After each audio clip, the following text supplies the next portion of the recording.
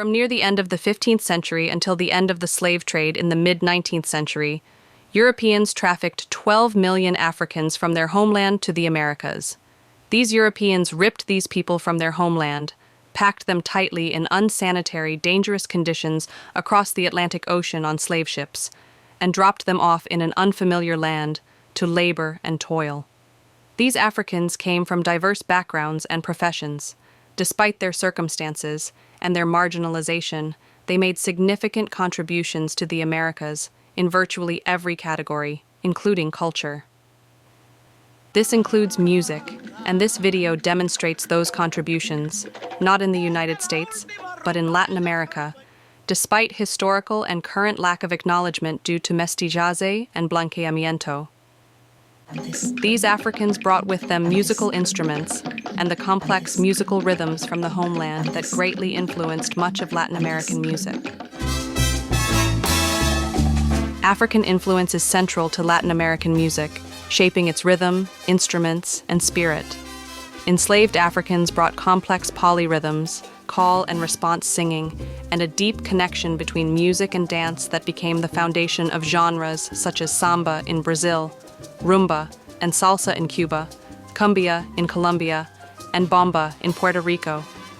Many signature Latin instruments also trace back to Africa. The conga and bongo drums evolved from Central African ngoma drums. The bata drums of Cuba preserve Yoruba religious traditions. The cajon of Peru originated when Africans turned wooden crates into drums. And the marimba, shekere, agogo, and berimbau all descend from West African prototypes. Now in Latin America, the most visible Afro-Hispanics in music descend from Cuba and Brazil, respectively. In Cuba, the son is a foundational genre of Cuban music and dance that emerged in the Oriente province, became the national music of Cuba, and is the precursor to the development of many other genres, including mambo, cha-cha-cha, and modern salsa music. Many Afro-Cubans made their mark in this music passed down from the ancestors, bringing it to the United States in the late 1930s and 1940s with Mario Bauza and Chano Pozo working with Dizzy Gillespie and fusing jazz with Afro-Cuban elements, creating what is now known as Latin jazz. Mario Bauza, the sax trumpet player, well, he and I had worked together with Cab Calloway, and I told him I needed a conga player. He said, I have a guy for you, but he doesn't speak English. I said, okay, bring him anyway. Up to that time, in 1947, there hadn't been any Cuban influences in our music too much.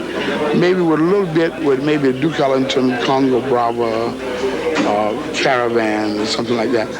But there was never any concerted effort to bring Afro-Cuban music into jazz.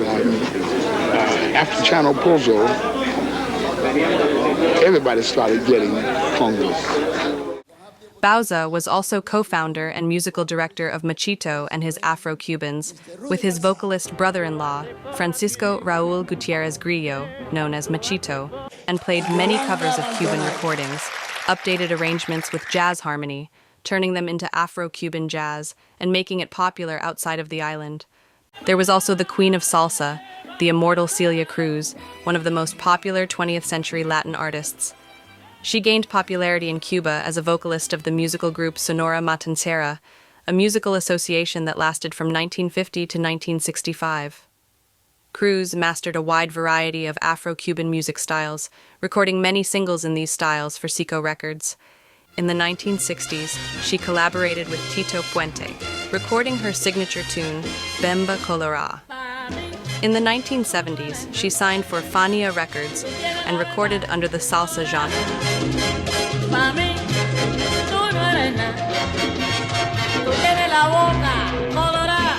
Afro-Cuban music remains vibrant to this day, with artists constantly contributing.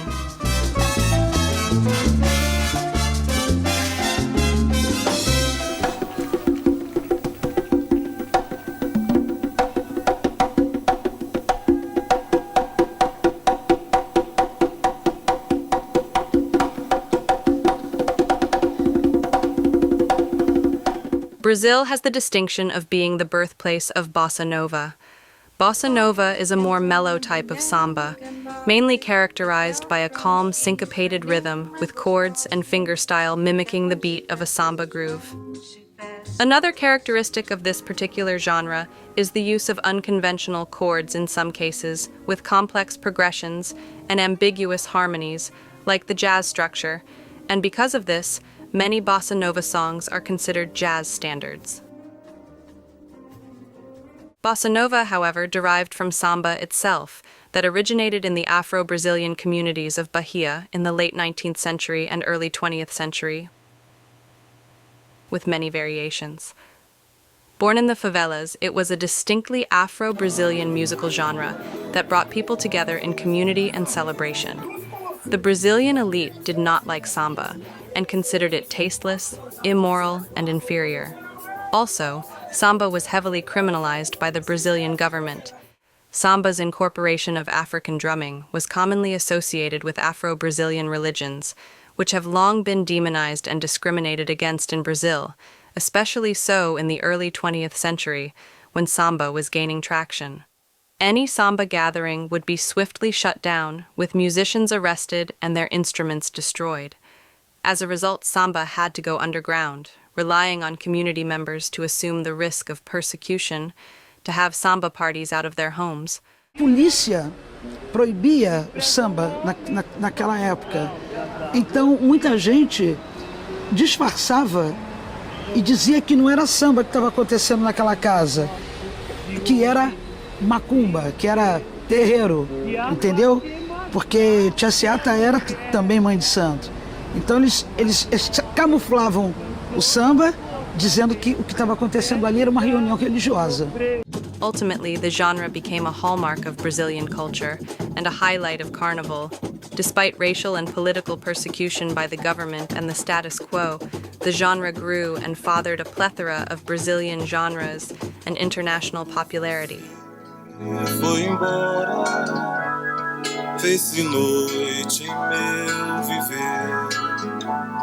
Devo de ir, fada, inseto voa, cego e sem direção. Eu bem te vi, ai nada, ô fada, borboleta, ô fada, canção. Enquanto o tempo não trouxer teu abacate, amanhã será tomate, anoitecerá mamãe. Puerto Rico's Afro Latinx population experiences cultural minimization and is a prime example of how the island tries to hide their presence through the media, political, and cultural structure. Pues yo creo que siempre me llamaron negra en casa, ¿verdad? Negrita, negrita siempre estaba ahí. Hay más afrodescendientes en América, en todas las Américas, que personas claras de piel. Así que, lamentablemente, es ¿verdad? Un efecto de racismo y cómo se ha invisibilizado a toda una comunidad. However, the Afro-Puerto Rican culture remains strong, and their musical contributions include bamba and reggaeton. Bamba is an emblematic 400-year-old Puerto Rican musical genre descended from the colonial plantations where West African enslaved people and their descendants worked.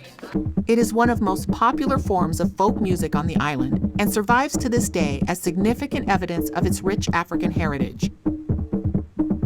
West African enslaved cane workers and their descendants, who worked in sugar plantations along the Puerto Rican coast, played bamba to express feelings of sadness, anger, and resistance through fiery drums played in dance gatherings called bailes de bamba, bamba dances. Describe bomba to people who haven't heard it before, or who haven't heard of it even. So bomba is the oldest genre of Puerto Rico, tracing back to our African roots. It tells the story of our ancestors. Mm-hmm. It is meant for healing. It is a time-traveling genre. And it's black music. Yes.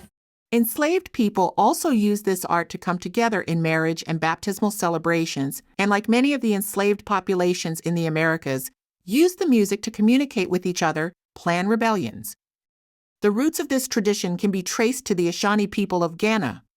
Reggaeton is a modern style of popular and electronic music that originated in Panama during the late 1980s. Birthplace of reggaeton, Colón, Panama. General, which we know was from the Rio Abao area. Nando Boom, who actually doesn't get a lot of play. We don't talk about Nando because he just didn't have the same career as Ellen era. Nando boom is actually really integral to the history of reggaeton, but I don't know why we don't talk about, well, I actually do know why we don't talk about it. And became popular on the island in the late 1990s and early 2000s through a plethora of Puerto Rican musicians. It has evolved from dancehall with elements of hip-hop, Latin American, and Caribbean music. Vocals include toasting/rapping and singing, typically in Spanish.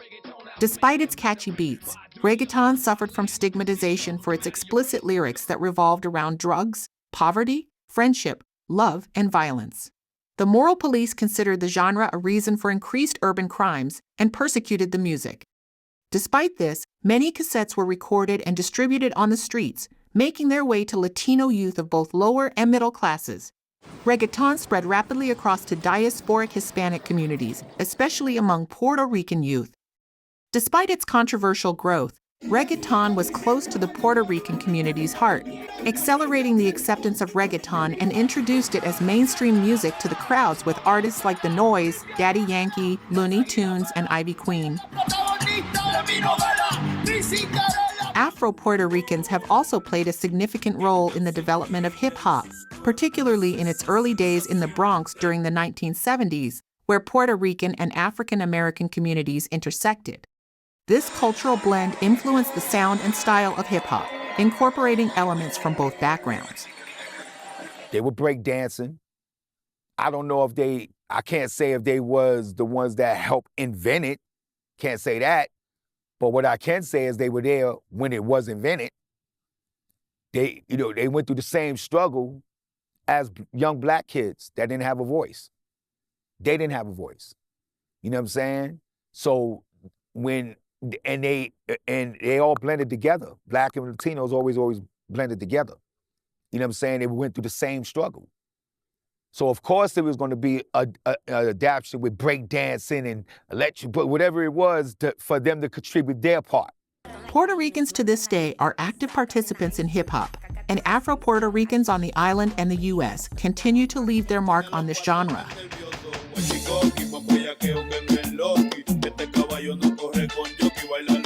There are numerous other forms of Afro Latinx music and artists in Latin America that can be displayed in this video.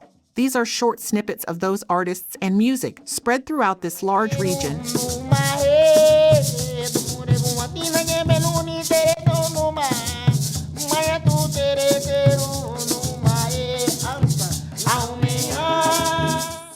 Mi mamá tenía un perrito, tenía un gatito, tenía un gallito. Esos tres animalitos se comunican su revestura. Esos tres animalitos se comunican su revestura. El perro ladra el conejo, el gato más el ratón. El perro ladra el conejo, el gato más el ratón. Conocido, donde se da toda la fruta, me voy a llevar el corillo para enseñarle la ruta. Si quiere alguna cosecha de su fruta favorita, pero Crazy va a sembrar la semilla de cosita y ahora baila.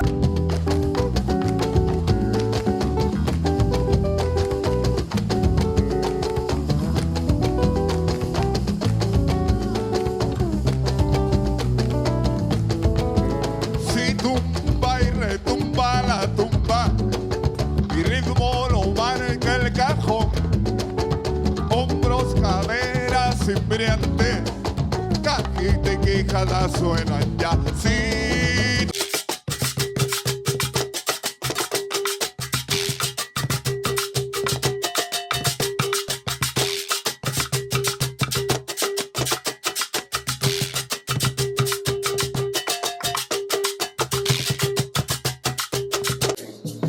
Pongo duro, apretó de tu cintura. Ay, morenita, yo me estoy enloqueciendo. No sé. Para mí la música es el alimento del alma. Realmente desde la música podemos conseguir que nuestros ánimos se suban, ¿no? Y pues hemos logrado que muchos jóvenes vean pues lo que estamos haciendo y se motiven a encontrar en la música ese refugio, ¿no? Para no coger de pronto malos pasos mi manera. Overall, Afro Latinx contributed mightily to Latin American music, so their influence continues to be a factor in Hispanic culture, as well as their presence. Especially in these current times, where Afro Latinx populations raise their voices for equal representation in this large region. Recognition is that Africa left their mark here and continue to be a major influence still to this day.